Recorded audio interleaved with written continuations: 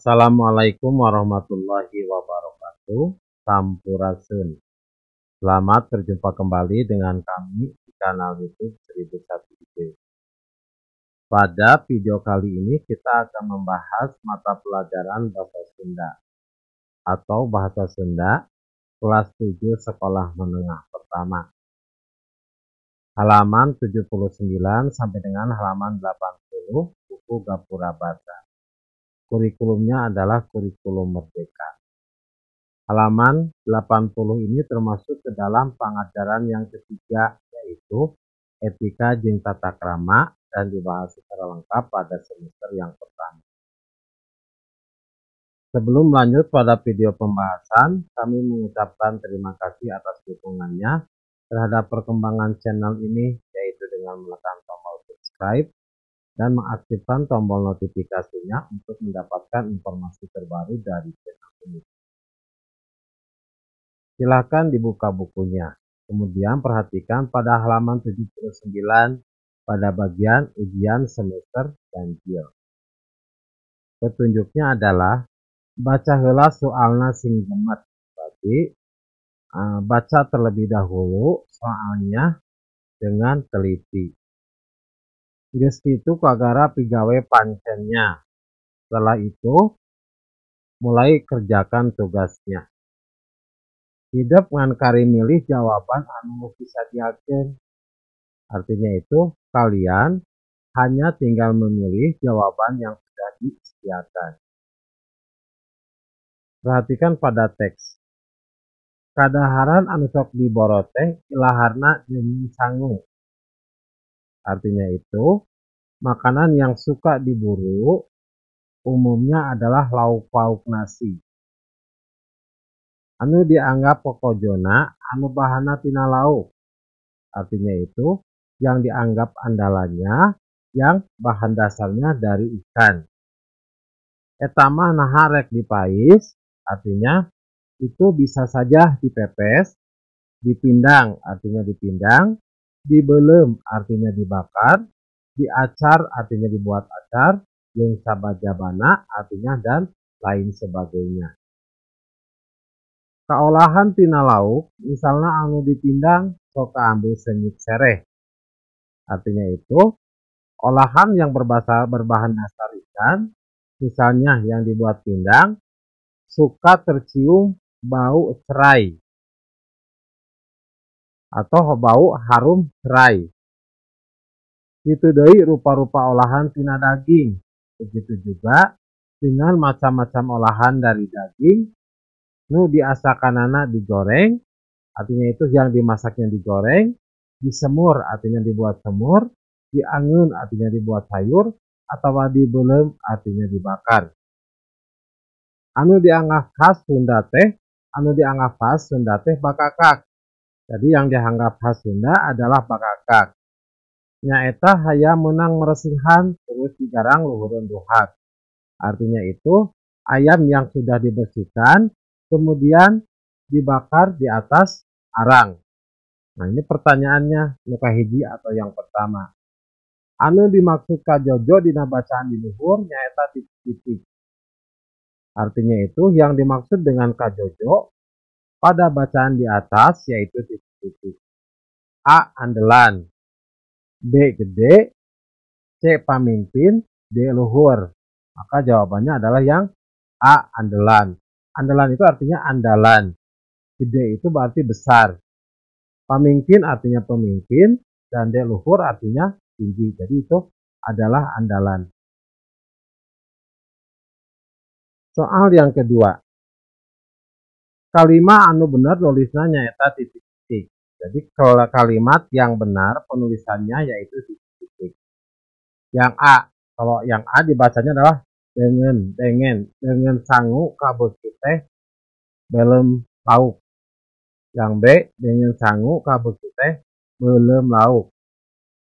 Yang C, dengan sangu kabeuki teh belum lauk. Nah, yang benar adalah yang C. Dengan sangu artinya lauk pauk dari nasi. Kabeuki artinya kesukaan, belum lauk artinya ikan yang dibakar. Kalau yang D penulisannya tidak tepat. Kenapa yang D tidak tepat? Karena kata belum penulisannya tidak seperti ini, harus ada huruf E, itu ada penulisan dengan E dan U, dibacanya E. Jadi yang tepat adalah yang C.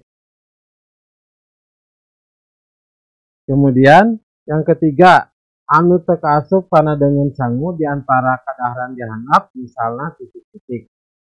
Jadi yang tidak termasuk ke dalam lauk pauknya nasi di antara makanan di bawah ini misalnya A. Sate, lodeh, acar lauk. Nah ini termasuk ke dalam lauk pauknya nasi.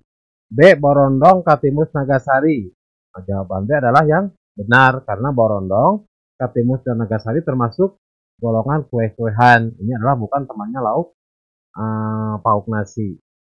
C. Bakakak. Bakakak, pais lauk artinya pais tahu artinya pepes tahu. Goreng kere artinya goreng kere. Jadi kere itu artinya dendeng. Kemudian yang D, gulai, angin lompong, dan pais lauk. Berarti gulai, kemudian sayur lompong, dan pepes ikan. Jadi yang bukan termasuk adalah yang B, karena ini adalah golongan jenis kue-kuehan. Yang keempat, anu bener nuliskan kalimat dihandap nyaeta, perhatikan pada A, B, dan C. Ini penulisannya adalah untuk kalimat gede pisan lauk meunang nguseup teh. Artinya besar sekali ikan yang hasil tangkapannya atau hasil memancingnya. Gede pisan berarti penulisannya gede pisan lauk. Tulisan menang ditulisnya dengan huruf E-nya itu dengan E dengan U, menang. Kemudian kata nguseup ditulisnya adalah nguseup-nya itu berarti E itu adalah E dengan U penulisannya. Maka yang tepat adalah yang D. Kalau yang A kesalahannya adalah pada kata nguseup dengan kata menang. Kemudian kalau yang B pada kata benang, harusnya menang bukan benang. Kemudian yang C kesalahannya pada kata menang. Jadi pada huruf menang ini E-nya tidak memakai U. Jadi yang tepat adalah yang D. Soal yang kelima.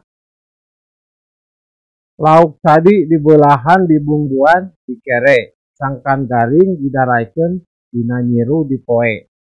Terus digoreng 2 kali senyitna meni melenghir barade. Anu dia tulis di luhur teh disebutna titik-titik. A. Pupuh kinanti, B. Sisindiran piwuruk, C. Pupuh balakbak, D. Pupuh kadaharan. Maka ini termasuk dalam pupuh balakbak. Jadi pupuh balakbak itu aturannya adalah guru bilangannya 15.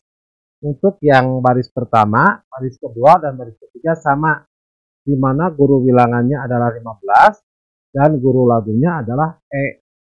Jadi guru bilangan itu adalah banyaknya suku kata dalam satu baris. Kemudian guru lagu adalah vokal terakhir pada pada baris tersebut. Maka perhatikan pada lauk cai, dibelahan, dibumbuan, dikere, guru bilangannya atau jumlah suku katanya ada 15. Kemudian perhatikan guru lagunya yaitu E, itu adalah vokal terakhir. Vokal terakhirnya adalah huruf E pada bagian dikere.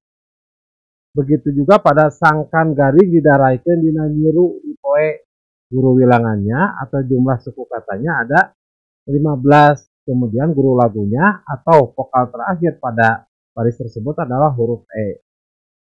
Kemudian pada baris yang ketiga, geus digoreng 2 kali senyitna meni melenghir barade. Maka jumlah suku katanya apabila kita hitung jumlah suku katanya ada 15. Kemudian guru lagunya yaitu E, yaitu vokal terakhir pada baris tersebut. Maka ketika aturannya 15E baris pertama, baris kedua 15E, dan baris yang ketiga juga 15E, maka termasuk pupuh balakbak. Selanjutnya yang keenam.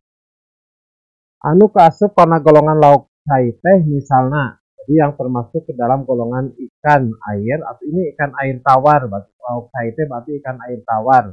Misalnya A. Tongkol, cucut, bandeng. Nah ini tidak termasuk karena untuk cucut dengan cucut ini termasuk ke dalam ikan laut. Maka ini tidak termasuk.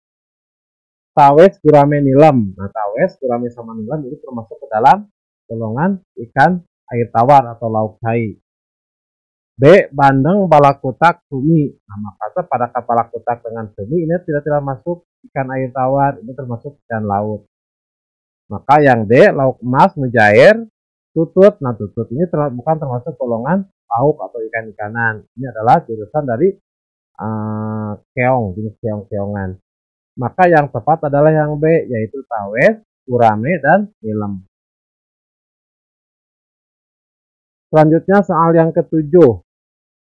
Dengan sangu anu bahana tina daging make kalapa disebutna. Nah, dengan sangu artinya lauk pauknya nasi. Yang bahannya dari daging. Bahan tina daging itu yang bahannya dari daging, pakai kalapa, yang memakai kalapa disebut.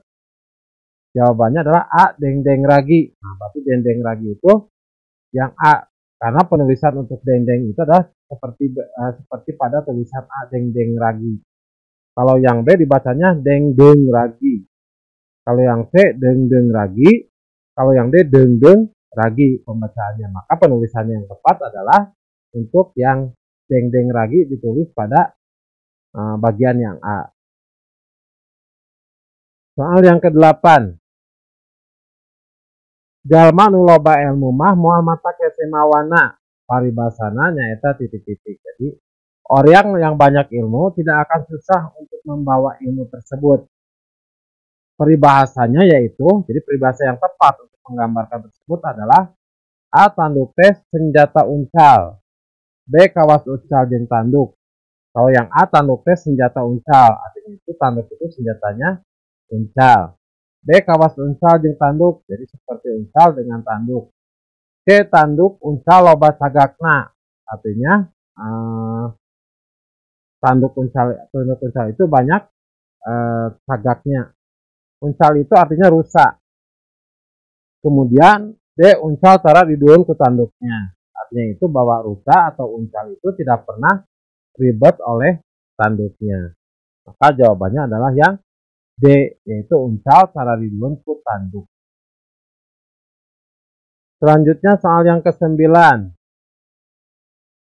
Sing saha nu tumpak beca, tang tutong pokok mayarna. Sing saha nu getol maca, tang kuloba kanyahuna. Bacaan di luhur teh disebutna titik-titik.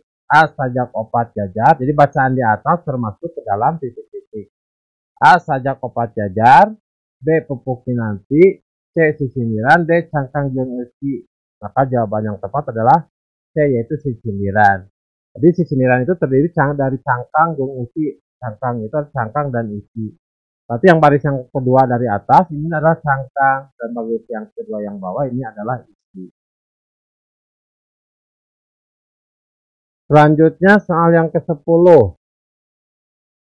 Hoream rek minta sumbangan ka jalma ngumpul teh. Artinya itu malas untuk meminta sumbangan ke orang yang mengepalkan tangan. Ngumpul itu adalah mengepalkan tangan. Anu dimaksud ngepul dina kalimah eta, jadi yang maksud mengepalkan tangan pada kalimah di atas, yaitu kalimah hoream rek minta sumbangan ka jalma ngumpul mah, A, nenggulna tarik. Nenggulna tarik itu artinya memukulnya keras. B, koret atau medit. Koret atau medit itu artinya pelit. C, gede pereupna, artinya besar palantangannya. Dan D, resep nyekelan batur, artinya suka memegang orang lain. Jadi kata ngepel di atas itu artinya orang yang pelit atau koret atau medit. Jadi kalau kita artikan, malas meminta sumbangan ke orang yang pelit. Nah, jadi kata ngepel itu peribahasanya adalah untuk kata orang yang pelit. Demikianlah video pembahasan untuk bahasa Sunda kelas 7 halaman 79 sampai dengan 80. Semoga video ini bermanfaat. Kami mengucapkan terima kasih. Assalamualaikum warahmatullahi wabarakatuh.